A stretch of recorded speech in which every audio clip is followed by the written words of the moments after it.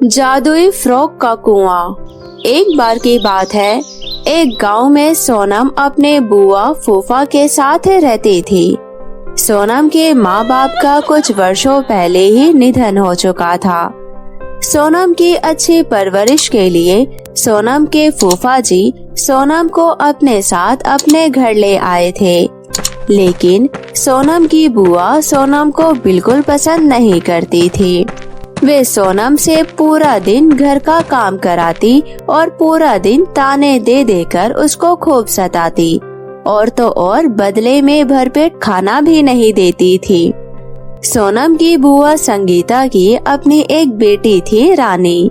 एक दिन संगीता और रानी कहीं बाहर पार्टी में जाने के लिए तैयार हो रही थी।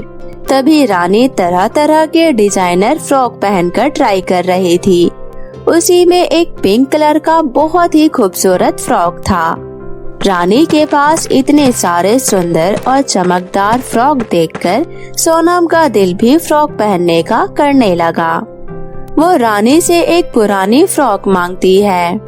रानी, तुम्हारे पास तो कितने अच्छे अच्छे फ्रॉक है, मुझे भी एक पुराना फ्रॉक दे दो ना। हाँ, मेरे पास एक से बढ़कर एक ब्रांडेड फ्रॉक है, पर तुझे उससे क्या लेना देना? तू अपनी औकात भूल गई है क्या? तो इस घर की नौकरानी से ज्यादा और कुछ नहीं है। जब देखो मुंह उठा के मेरा सामान मांगने चली आती है। चल अब जा यहाँ से, मेरा तो पूरा मूड ही खराब कर दिया।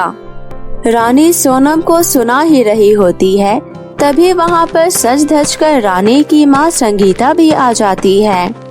क्या हुआ मेरी रानी बेटी, किसी ने कुछ कहा है क्या तुझे? ये सोनम पता नहीं क्यों जब देखो मेरा मूड खराब करने चली आती है।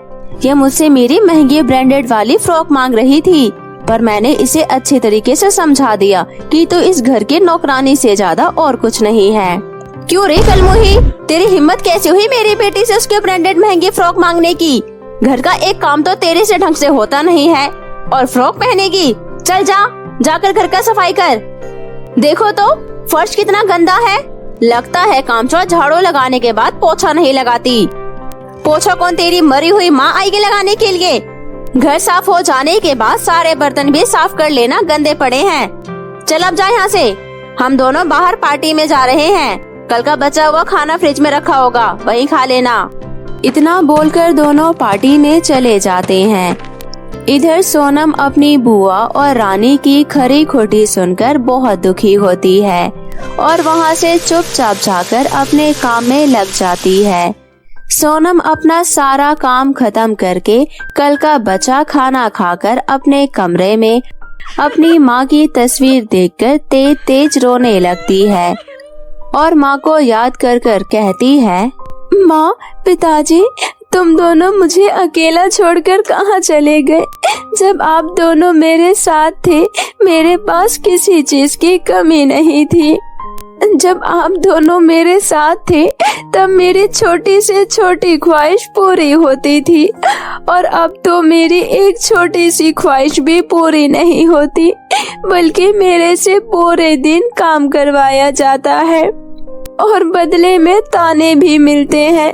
मैं बहुत दुखी हूँ, मुझे भी अपने पास बुला लो। अब मुझे इस दुनिया में रहकर कुछ नहीं करना, मुझे आपके पास ही रहना है बस। सोनम ऐसा कहकर रो ही रही होती है कि तभी सोनम को एक आवाज सुनाई देती है, सोनम बेटा। सोनम इधर उधर देखती है, वो आवाज और कहीं से नहीं बल्कि सोनम के माता पिता की तस्वीर से आती है। सोनम की माँ सोनम से कहती है, सोनम मेरी प्यारी बच्ची, तो इस तरह रो मत, मुझसे तेरी ये हालत देखी नहीं जाती। माँ, आप तस्वीर से बोल रही हो, मुझे तो विश्वास ही नहीं हो रहा। हाँ मेरी प्यारी बेटी, मैं तेरी माँ हूँ और मैं सब जानती हूँ कि तू कितना दुखी है।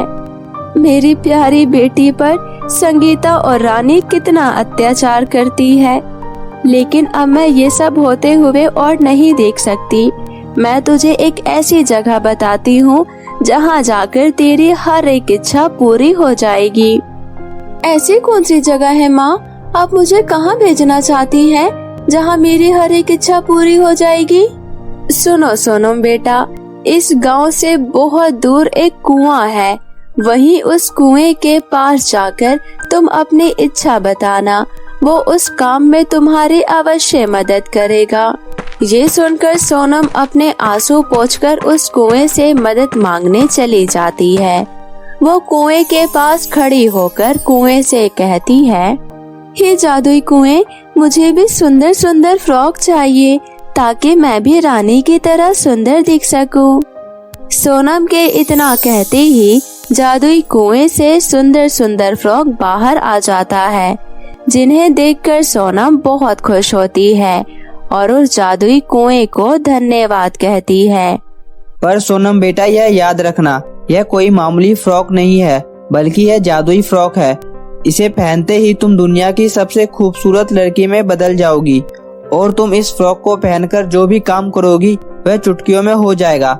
लेकिन एक बात ध्यान रखना, यह साधारण से दिखने वाली जादुई फ्रॉक केवल ईमानदार एवं जरूरतमंदों पर ही अपना जादू दिखाता है। यह जादुई फ्रॉक गलती से भी किसी लालची लोगों के हाथ में नहीं आना चाहिए, नहीं तो कुछ बुरा हो जाएगा। ठीक है जादुई कुआं, मैं इस बात का ध्यान रखूंगी। इतना कहकर सोनम सभी जादुई फ्रॉक अपने साथ अपने घर ले आती है और वो जैसे ही फ्रॉक पहनकर देखती है तो वो पहले से भी अधिक सुंदर हो जाती है। तभी बाहर से संगीता और उसकी बेटी रानी घर आ जाती है। सोनम को देखकर वे लोग चौंक जाते हैं कि सोनम के पास इतनी सुंदर फ्रॉक कहां से आई। तभी रानी अपनी माँ से कहती है, माँ, इतनी सुंदर फ्रॉक सोनम के पास कहां से आई? मुझे भी ऐसे ही सुंदर सुंदर फ्रॉक चाहिए। सुंदर फ्रॉक सिर्फ मैं ही पहनना चाहती हूँ, सोनम मुझसे सुंदर कैसे लग सकती है माँ? मुझे वही फ्रॉक चाहिए जो सोनम ने पहन रखी है। तभी संगीता सोनम पर चिल्लाते हुए कहती है, इतनी बन-ठन कर तू कहाँ जा रही है? चुपचाप घर पर रह। और क्या तुझे पता नहीं कि कल तेरे फूफा जी शहर से आ रहे हैं, इसलिए पूरे घर की अच्छे से सफाई कर दे, समझ गई? तभी रानी कहती है, देखो तो माँ, इसने कितनी सुंदर फ्रॉक पहन रखी है। जरूर इसने ये फ्रॉक चुराए हुए पैसों से खरीदी होगी माँ। इससे पूछो कि उसके पास ये फ्रॉक कहाँ से आए। नहीं नहीं रानी, मैं अपनी माँ का बक्सा खोलकर देख रही थी, उसी में ये फ्रॉक मुझे मिली। सोनम बुआ जी से झूठ बोल देती है और घर का काम करने चली जाती है। सोनम ने जादुई फ्रॉक पहन रखी थी, इसलिए उसका काम अपने आप हो जाता है। रानी अपनी माँ संगीता से कहती है, देखिए ना माँ, इसकी माँ के कितनी अच्छी अच्छी फ्रॉक है, मुझे भी चाहिए वो फ्रॉक। कितनी सुंदर फ्रॉक है जो इस नौकरानी ने पहन रखी है। मुझे इस नौकरानी की सारी फ्रॉक चाहिए।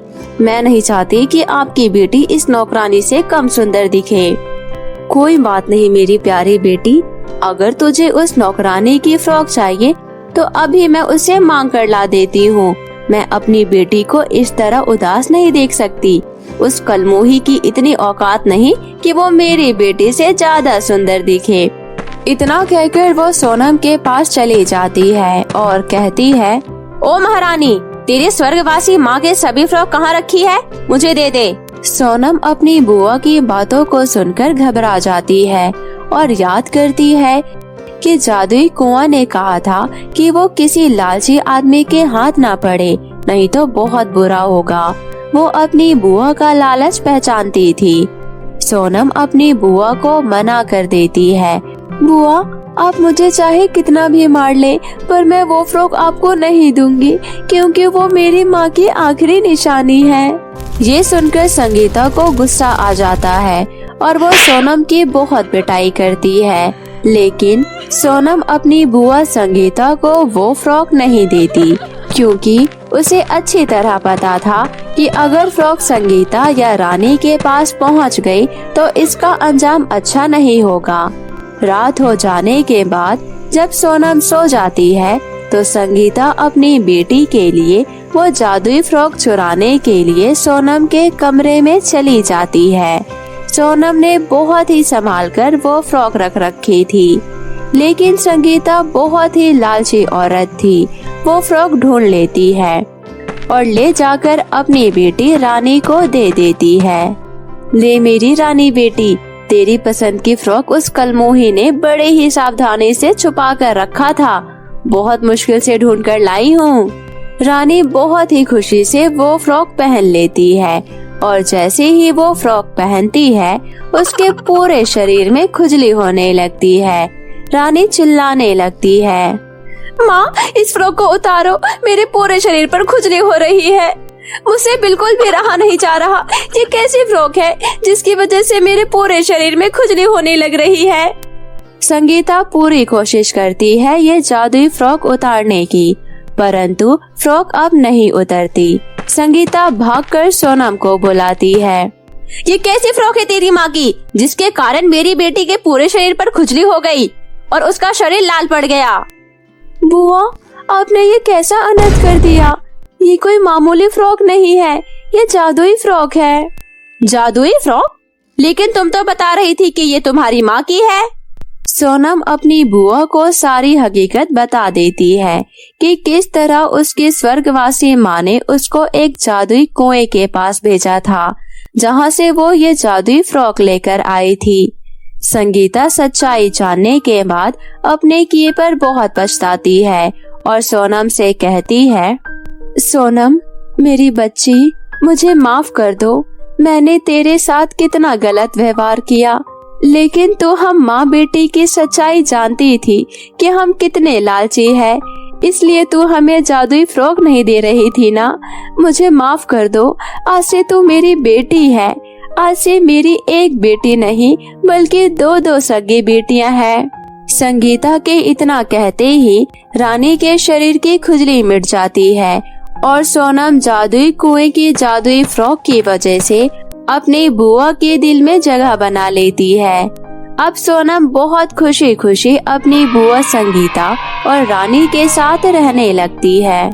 तो मेरे प्यारे दोस्तों, कैसी लगी आपको मेरी ये कहानी, मुझे कमेंट करके जरूर बताएं। और यदि कहानी अच्छी लगी हो तो अपने दोस्तों के साथ भी शेयर करें।